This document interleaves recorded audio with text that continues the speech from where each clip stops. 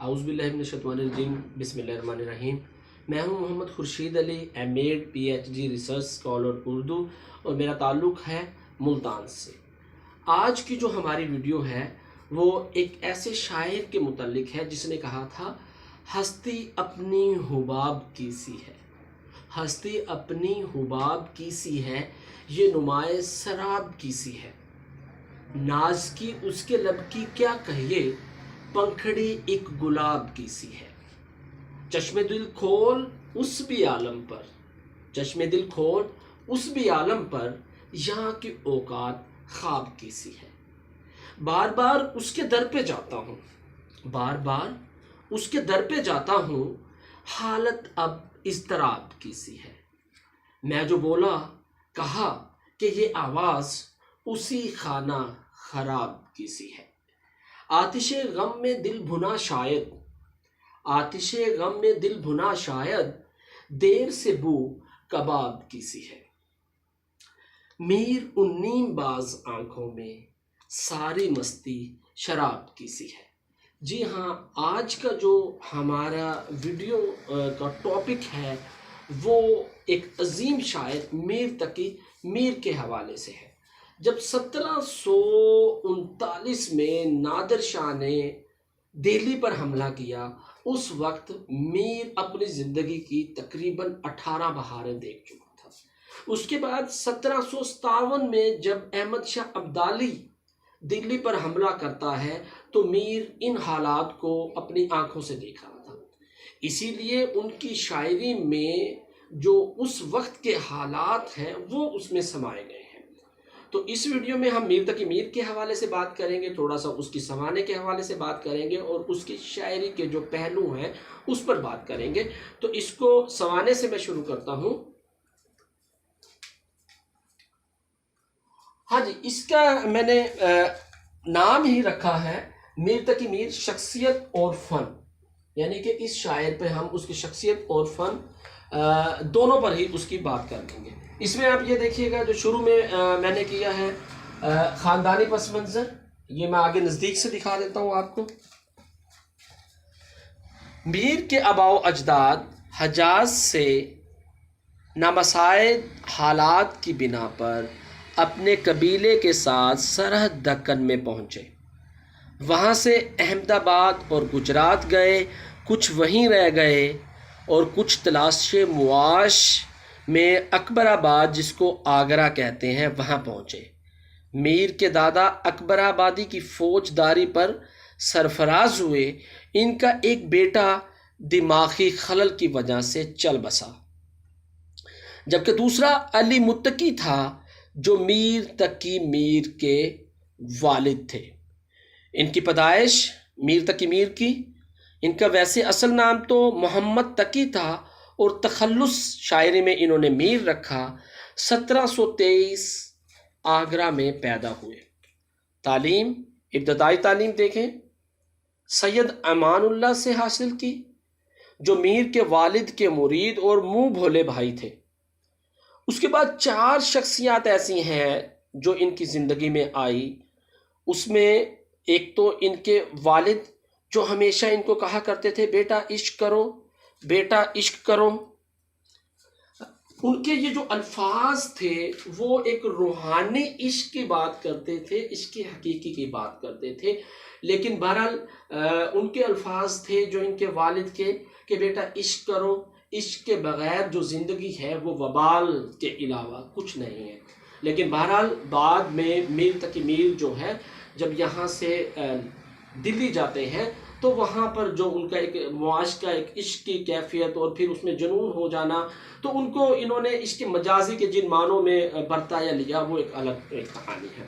بہرحال 4 لوگوں سے میر تقی میر بچپن میں بہت متاثر ہوئے۔ ان میں ایک تو ان کے والد، اس کے بعد ایک ان کے چچا امان اللہ جو کہ ان کے والد کے منہ بولے بھائی تھے۔ اس کے علاوہ 2 شخصیات اور ہیں، ایک یہ دکھا دیتا ہوں یہاں پر، ایک تو چچا امان اللہ، والد کی وفات اور چچا کی وفات کے بعد ایک احسان اللہ، ایک بزرگ تھے بایزید۔ یہ 4 لوگ ان کی زندگی میں خاص اہمیت کے حامل ہیں۔ پھر اس کے بعد جب والد کی وفات ہو جاتی ہے 1733 میں، یعنی کہ اس وقت میر تقی میر 10 سال کے تھے، تو بھائیوں کی بدسلوکیوں سے تنگ آ کر آگرہ چھوڑ کر دلی آ گئے، یہاں نواب کے ہاں ملازم ہوئے اور پھر آگرہ واپس آ گئے۔ اس کے کچھ عرصے بعد دوبارہ دلی گئے، پھر لکھنؤ میں نواب آصف الدولہ کے دربار سے منسلک رہے۔ اس کے بعد 1734 میں انہوں نے دلی کا سفر کیا، جب یہ دوبارہ دلی جاتے ہیں۔ یہ ایک دو بار اس طرح دلی گئے واپس آئے، پھر لکھنؤ گئے واپس آئے، لیکن 1734 میں یہ دلی کا سفر کرتے ہیں، دلی جاتے ہیں، اور وہاں پر جو شاعری میں ان کے استاد تھے وہ یہ دو لوگ جعفر عظیم آبادی اور سعادت امروہی، ان سے 1934 میں وہاں پر شاعری میں بھی اصلاح لی اور ان سے تعلیم جو ہے حاصل کی۔ میر تقی میر جب اس کے بعد 1739 میں ہوتا ہے نادر شاہ کا حملہ دلی پر۔ 1739 میں ان دنوں جب یہ دہلی میں تھے تو سراج الدین علی خان آرزو، یہ جو شخص ہے یہ ان کے ماموں ہیں، یہ ان کے ماموں ہیں سراج الدین علی خان آرزو۔ اچھا، ان کے ہاں انہوں نے 1739 کے دوران 7 سال یہ وہاں پر قیام کرتے ہیں۔ وہیں پہ ان کو ایک عشق ہوتا ہے کسی سے، اور اس عشق کی حالت میں یہ جنون کی حالت میں بھی آتے ہیں، یعنی کہ ان کے اوپر ایک کیفیت تیاری ہوتی ہے، ایک جو ذہنی بگاڑ پیدا ہوتا ہے جس میں یہ اپنے آپے میں نہیں رہتے اور کچھ ایک خاص ہر بات کے بارے میں سوچتے رہتے ہیں۔ یہ ایک ذہنی بگاڑ کی ان کی مثال ہے، اور اس کو مثنوی خواب و خیال میں اپنی اس کیفیت کو انہوں نے بیان کیا ہے۔ 1739 میں یہی ایک جو مثنوی ہے اس کے حوالے سے بھی۔ اچھا، اس کے بعد آپ اس کا 1757 میں ایک نادر شاہ احمد شاہ ابدالی کا بھی حملہ ہوتا ہے، تو اس وقت بھی یہ یہاں پر موجود ہے۔ 1757 میں 1754 نادر شاہ کے بعد احمد شاہ ابدالی یہ حملہ کرتا ہے اور دلی کی اینٹ سے اینٹ بجاتا ہے، قتل و غارت کرتا ہے، خون ریزی ہوتی ہے، اور وہاں پر میر تقی میر ان حالات کو دیکھ رہے ہیں اور اس سے تنگ آ کر وہ وہاں سے نکلتے بھی ہیں، چیزیں ہیں، لیکن بہرحال ان حالات کو کیونکہ دیکھا تو ان کی شاعری میں یہ چیزیں پھر نظر بھی آتی ہیں، جو ان کے غم المیہ جو ان کی شاعری میں پایا جاتا ہے اس کی وجہ یہی ہے۔ اچھا، ان کی شادی اور اولاد میں ذرا دکھا دوں قریب کر کے کہ میر کی جب شادی ہوتی ہے تو ان میں سے ان کے 2 بیٹے اور 1 بیٹی ہے، یہ 3 بچوں کے اولاد والد تھے۔ میر فیض علی اور میر کلو عرش یہ ان کے بیٹے ہیں، جبکہ میر کلو عرش جو ہیں وہ شاعر بھی ہوئے ہیں۔ اچھا، میر کی زندگی میں ہی ان کی بیوی، بیٹے اور بیٹی جو ہیں وہ وفات پا گئے تھے۔ تو یہ ان کی زندگی کا ایک سانحہ ہے جو ان کو قنوتی شاعر کہتے ہیں یا دکھ درد کا شاعر کہتے ہیں، کہ ان کی شاعری میں جو غم کی کیفیات ہیں اس کی وجہ یہی ہے کہ ایک طرف تو بچپن میں ہی والد جو ہیں وہ وفات پا گئے، بچپن میں یہ یتیمی ان کو دیکھنے کو ملی، پھر بھائیوں کی بدسلوکی، بھائی نے خاص طور پر جو سوتیلے بھائی تھے جو ان کے والد کی پہلی بیوی سے تھے، سوتیلے بھائی، ان کی بدسلوکیاں ہیں۔ اس کے بعد پھر ان کی بیوی کی وفات ہے، بیٹوں کی وفات ہے، بیٹی کی وفات ہے، اس کے بعد عشق میں ناکامی ہے، مطلب ایک مسلسل غم و حزن کی کیفیت سے یہ گزر رہے تھے۔ اسی لیے انہوں نے شاید کہا تھا کہ میں نے درد و غم کو جمع کر کے دیوان اکٹھا کیا ہے، جو ان کا دیوان ہے وہ درد و غم کو اکٹھا کیا گیا ہے۔ بہرحال ان پر کلونچ کا حملہ بھی ہوا، بیماری بھی رہی مختلف قسم کی، اور اسی حالت میں یہ 1810 میں وفات پا گئے۔ یہاں پہ میں نے اس کو دکھایا بھی ہے، یہ دیکھیے گا، ذہنی بیماری، کلونچ اور دوسری بیماریوں کے سبب 14 ستمبر 1810 کو لکھنؤ میں وفات پائی۔ لکھنؤ کے مشہور قبرستان اکھاڑا بھیم میں سپرد خاک کر دیا گیا۔ تو یہ اس کی زندگی کے جو مختلف حالات تھے۔ اچھا، ان کے اردو شاعری میں غزل کے 6 دیوان ہیں، فارسی میں ان کا 1 دیوان ہے غزل کا۔ اس کے علاوہ جو ان کی خاص پہچان ہے وہ نکات الشعراء، جو کہ 1752 میں شائع ہوا، یہ اردو شعراء کا پہلا تذکرہ بھی ہے، جس میں تقریباً 102 104 شعراء کا انہوں نے ذکر کیا ہے، یہ ان کا ایک مشہور ہے۔ پھر ذکر میر فارسی زبان میں، جس کے مرتب نثار احمد فاروقی ہیں، یہ کتاب ان کی ایک الگ سے پہچان ہے۔ یہاں پر اس کے جو مثنوییں اور باقی چیزوں کو میں نے تھوڑا سا دکھایا ہے، یہ دیکھ لیجئے گا۔ اس کی تصانیف اردو کے 6 دیوان، ٹھیک ہے، فارسی کا 1 دیوان، مثنویوں کی تعداد 37 ہے، اس کی 37 مثنویاں لکھی۔ اس میں بھی 9 عشقیہ، 13 واقعاتی، 13 مدعی اور 13 ہجویہ، یہ ان کی 37 مثنویاں جو ہیں مشہور ہیں۔ اچھا، اس کے علاوہ اس میں میں نے 5-6 کے جو نام لکھے ہیں مثنویوں کے، یہ مشہور ہیں لیکن مکمل ان کی 37 ہیں۔ شعلہ عشق، جوش عشق، دریائے عشق، اعجاز عشق، خواب و خیال اور معاملات عشق۔ یہ ذرا نزدیک سے بھی اس کو ذرا میں فوکس کر دیتا ہوں، یہ ان کی دیکھ لیں مثنویاں۔ پھر ان کے قصائد ہیں، 8 قصیدے انہوں نے لکھے ہیں۔ اس کے بعد تذکرہ نکات الشعراء، جو کہ 1752 میں بازوان فارسی اردو کا پہلا تذکرہ ہے، تقریباً 104 شعراء کا اس میں ذکر ہے۔ پھر ذکر میر، ان کی آپ بیتی ہے یہ۔ اس کے بعد اچھا، اگر ان کے میر کی شاعری کے فنی محاسن پر غور کریں تو اس کی شاعری میں خلوص اور صداقت کا جذبہ ہے، درد و غم و الم کا بیان ہے، زبان کی سادگی، بے ساختگی، برجستگی ہے، درد مندی کا احساس ہے، زندگی کی بے ثباتی کا بیان ہے، حسن و عشق کا بیان ہے۔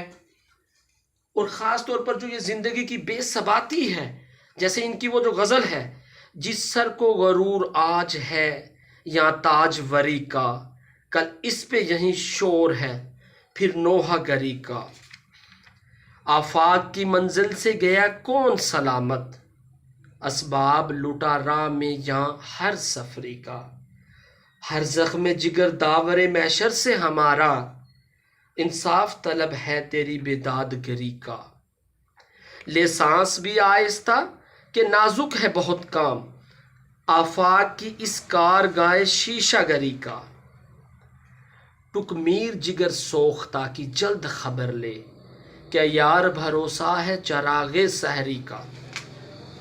تو ان کی جو غزل ہے اس میں جہاں ایک طرف درد و غم ہے، وہاں جو زندگی کی بے ثباتی، ناپائیداری ہے، اس کا بھی تذکرہ بہت سے اشعار میں دیکھنے کو ملتا ہے۔ اچھا، میر تقی میر جو ہیں، یہ نذیر اکبر آبادی کے زمانے کے ہی ہیں، ان کے ہم عصر ہیں۔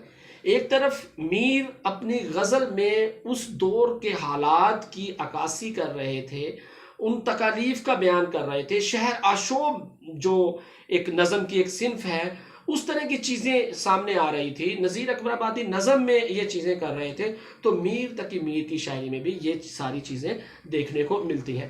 اس کو اسی لیے غم اور تکالیف اور پریشانیوں، الجھنوں، مصیبتوں، تکلیفوں کو بیان کرنے کی وجہ سے کچھ ناقدین ان کو قنوتی شاعر بھی کہتے ہیں، جو کہ ان کی شاعری کے ساتھ انصاف نہیں ہے، کیونکہ ایک قنوتی شاعر نہیں ہے بلکہ رجائیت بھی ان کی شاعری میں پائی جاتی ہے۔ یہی وجہ ہے کہ ان کو شہنشاہ غزل بھی کہا جاتا ہے، ان کو خدائے سخن بھی کہا جاتا ہے، مختلف القابات۔ یہ ذرا القابات کی طرف آئیے گا، میں دکھا دوں۔ نمبر 1، ان کو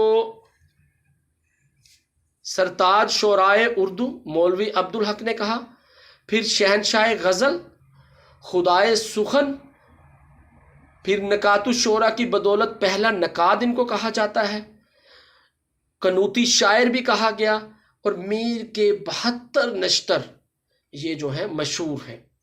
اور اسی لیے میر کے کلام کی جو سادگی ہے، اس سادگی کی وجہ سے ہی میر نے کہا تھا کہ میرے کلام کو کوئی شخص اس وقت تک نہیں سمجھ سکتا جب تک وہ دلی کی جامعہ مسجد کی سیڑھیوں پر بولی جانے والی زبان سے واقف نہ ہو۔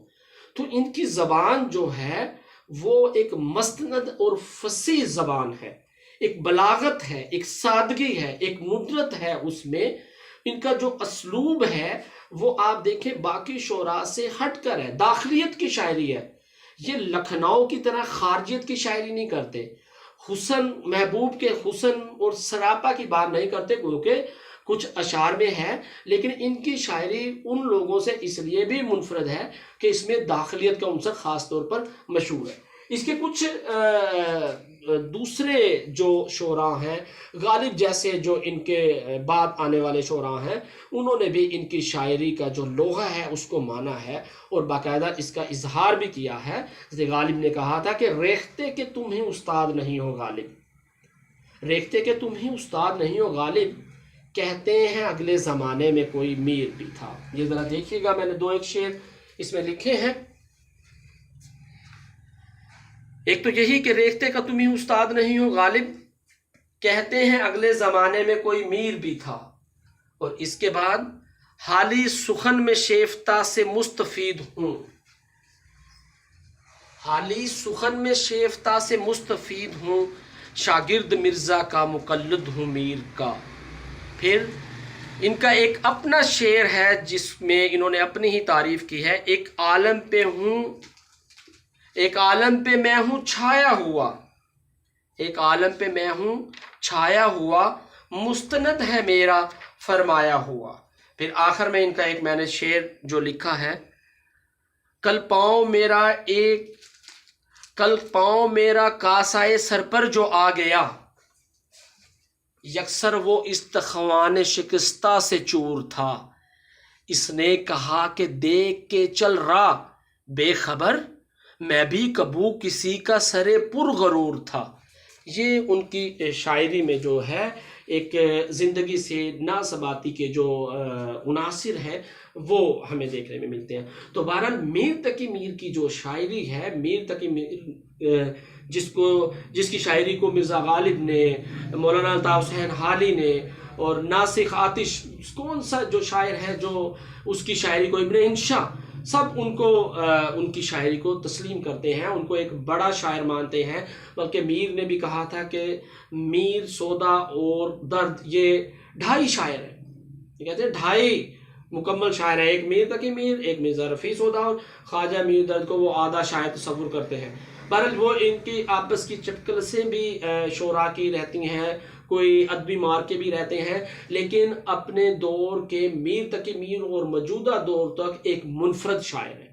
اور انہوں نے کہا تھا اپنے غم اور ان کی وجہ سے، انہوں نے کہا تھا کہ پتا پتا بوٹا بوٹا حال ہمارا جانے ہے، پتا پتا بوٹا بوٹا حال ہمارا جانے ہے، جانے نہ جانے گل ہی نہ جانے باغ تو سارا جانے ہے۔ تو میر تقی میر کے حوالے سے یہ مختصر ویڈیو امید ہے آپ کے علم میں کچھ اضافہ کرے گی اور اس کی شاعری اور اس کی زندگی کے حالات سے کچھ آپ ضرور اس میں واقف ہوں گے۔ اجازت دیجیے محمد خورشید علی کو، اللہ حافظ۔